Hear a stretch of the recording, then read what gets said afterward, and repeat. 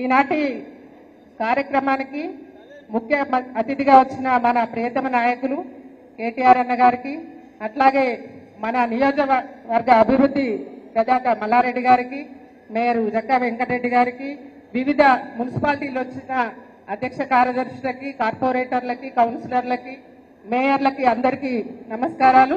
ముఖ్యంగా ఈ సభను విజయవంతం చేయడానికి వచ్చిన అక్క చెల్లెళ్లకు, అన్నదమ్ములందరికీ కూడా నమస్కారాలు తెలియజేస్తూ, ఈరోజు కాంగ్రెస్ అరాచకాలని చూసి బీఆర్ఎస్ పార్టీ అభివృద్ధిని ఇంతకుముందు చూసి ఉన్నారు కాబట్టి వాళ్ళందరూ కూడా గతంలో అనివార్య కారణాల వల్ల పోయిన వాళ్ళందరూ కూడా తిరిగి సొంత కూటికి చేరుతున్నారు. వాళ్ళందరూ కూడా మనస్ఫూర్తిగా స్వాగతం పలుకుతా ఉన్నాం.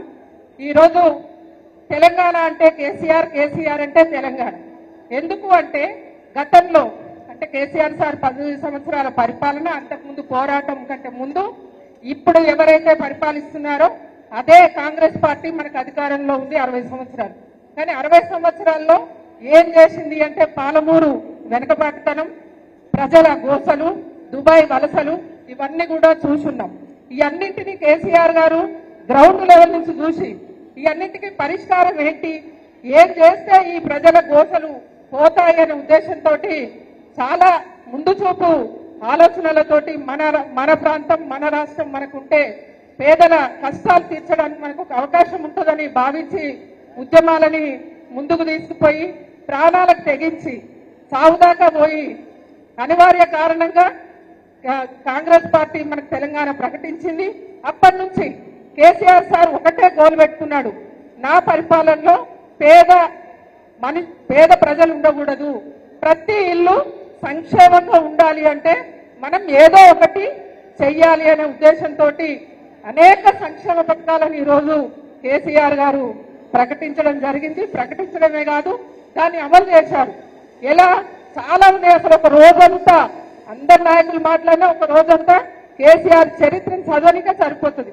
అట్లాంటి నేపథ్యంలో ఈరోజు పాలమూరు వలసలు పోవాలి అంటే నీళ్లు రావాలి అంటే దానికి పెద్ద ప్రాజెక్టులు కట్టాలి. ప్రతిపక్షాలు అందరూ కూడా గగ్గోలు పెట్టారు.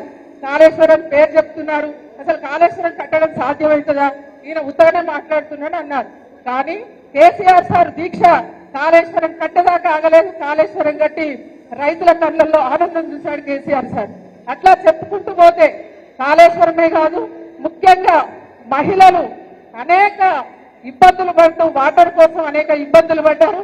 దానికి మిషన్ భగీరథ ప్రాజెక్టు తెచ్చి ప్రతి ఇంటికి నీళ్లు ఇచ్చి మహిళలు రోడ్డు మీదకి బిందె పట్టుకొని పోకుండా సారు మహిళల కష్టాలను దూరం చేశారు. మహిళలకు ఒక నీళ్లే కాదు, మహిళా సంక్షేమ పథకాలు దేశంలోనే ప్రపంచంలోనే ఎవ్వరూ చెయ్యని విధంగా మహిళా సంక్షేమ పథకాలను చేయడం జరిగింది. మచ్చు తునక ఒక్కటి, అసలు ఒంటరి మహిళ, ఇది అసలు సార్కి ఎట్లా ఆలోచన వచ్చిందో అర్థం కాదు. ఒక మహిళ భర్త వదిలిపెట్టిపోతాడు, ఆయన ఉన్నాడో లేడో తెలియదు, చనిపోతే డెత్ సర్టిఫికెట్ ఇస్తారు. కానీ డెత్ సర్టిఫికెట్ రాదు, భర్త ఉన్నాడో లేడో ఎవరు సాక్ష్యం చెప్పారు. అట్లాంటి మహిళకు పెన్షన్ ఇవ్వాలి అనే ఆలోచన అసలు ఎంత గొప్ప ఆలోచన. నేపథ్యం ఏంటి, అమ్మగారు చూడరు, అత్తగారు చూడరు, ఆ మహిళ చాలా ఇబ్బందులు పడుతుంది. కాబట్టి ఒంటరి మహిళ అనే పథకాన్ని తీసుకొచ్చిరు అంటే కేసీఆర్ సార్కి పొద్దున్నేసి దండం పెట్టాలి. అట్లా అనేక సంక్షేమ పథకాలని మహిళల కోసం, అట్లాగే ఈరోజు సెక్రటేరియట్ కట్టిరు, యాదగిరిగుట్ట మరో తిరుపతిని చేసిరు.